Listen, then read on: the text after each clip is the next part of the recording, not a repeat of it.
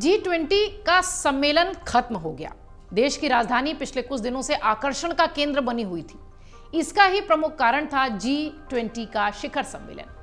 दरअसल 9 और 10 सितंबर को दिल्ली में बने भारत मंडपम में G20 शिखर सम्मेलन 2023 का आयोजन हुआ। भारत ने इस महाआयोजन को सफल बनाने में कोई कोर कसर नहीं छोड़ी और हर एक व्यवस्था को बेहतर से बेहतर तरीके से किया। फिर चाहे वो मेहमानों के ठहरने की जगह हो, उनके खान पान की व्यवस्था हो, सुरक्षा का जिम्मा हो, हर चीज एकदम परफेक्ट। G20 सम्मेलन का सफलतापूर्वक समापन हो गया, लेकिन लोगों के मन में एक सवाल चल रहा है कि आखिर इस महाआयोजन ही से कहना पड़ेगा, महाआयोजन पर कितना पैसा खर्च हुआ और इतने बड़े कार्यक्रम को सफल कैसे बनाया गया, किन नेताओं को जिम्मेदारी दी गई।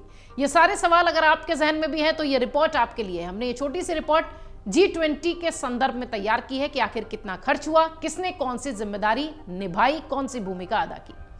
दरअसल G20 भारत के लिए बहुत बड़ा सम्मेलन था। ऐसे में इसकी जिम्मेदारी भी उन लोगों को देनी थी जो इसे पूरा कर सके। इस काम के लिए प्रधानमंत्री नरेंद्र मोदी ने अपने कुछ टीम के मेंबर्स को तैयार किया था। इसमें कुछ नाम सामने आए, जिनमें कि केंद्रीय मंत्री मीनाक्षी लेखी, दिल्ली के उपराज्यपाल वीके सक्सेना, कई ऐसे बड़े चेहरे शामिल थे। आपके लिए यह भी जानना जरूरी है कि जहां एक तरफ मीनाक्षी लेखी ने दिल्ली को सजाने का काम बड़ी खूबसूरती से निभाया, तो वहीं LG राजनिवास से G20 के दौरान पूरी सुरक्षा व्यवस्था की निगरानी अपने हाथ में ली थी। दिल्ली में तैयारियों को पूरा करवाने में अहम जिम्मेदारी इन्होंने निभाई।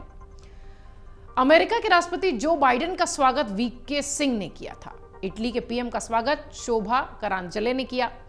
बांग्लादेश के पीएम शेख हसीना का स्वागत दर्शना जरदोज ने किया। ब्रिटेन के पीएम सुनाक को अश्विनी चौबे लेने गए। जापान के पीएम का स्वागत अश्विनी चौबे ने ही किया। दक्षिण कोरिया के प्रेसिडेंट और ऑस्ट्रेलिया के पीएम का स्वागत राजीव चंद्रशेखर ने किया। यहीं ब्राजील के प्रेसिडेंट का स्वागत नित्यानंद राय ने किया। फ्रांस के प्रेसिडेंट का स्वागत अनुप्रिया पटेल करती दिखाई पड़ी। जर्मन चांसलर का स्वागत भानु प्रताप सिंह वर्मा ने किया। मॉरिशस के पीएम श्रीपाद योशे जो है वो उनका स्वागत करते दिखाई पड़े एयरपोर्ट पर। सिंगापुर के पीएम का भी स्वागत जमकर हुआ। इधर यूरोप के प्रेसिडेंट का स्वागत प्रहलाद सिंह पटेल ने किया। स्पेन के प्रेसिडेंट का स्वागत शांतनु ठाकुर ने किया। चीन के पीएम का स्वागत वीके सिंह करते दिखाई पड़े।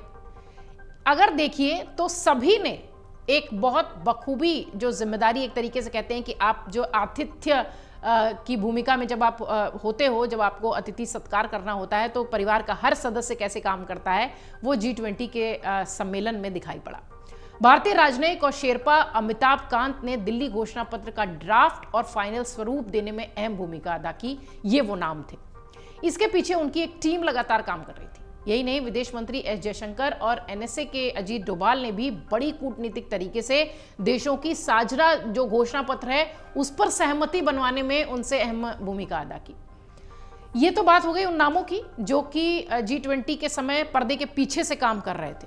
अब समझिए कि खर्चा कितना हुआ, जो कि आम भारतीयों के जहन में आ ही जाता है। इस सम्मेलन के लिए राष्ट्रीय राजधानी दिल्ली को दुल्हन की तरह सजाया गया था। समिट में भारत मंडपम की जो तस्वीरें थी, जो रौनक थी, वो देखते बनती थी। इस समिट पर हुए कुल खर्च की बात करें तो इस बार 4254.75 करोड़ रुपए इस पर पूरे कार्यक्रम पर खर्च हुए हैं। अब इस खर्चे में हमने इतना बड़ा आयोजन किया है, ये भी भारत के नाम एक बड़ी उपलब्धि ही है।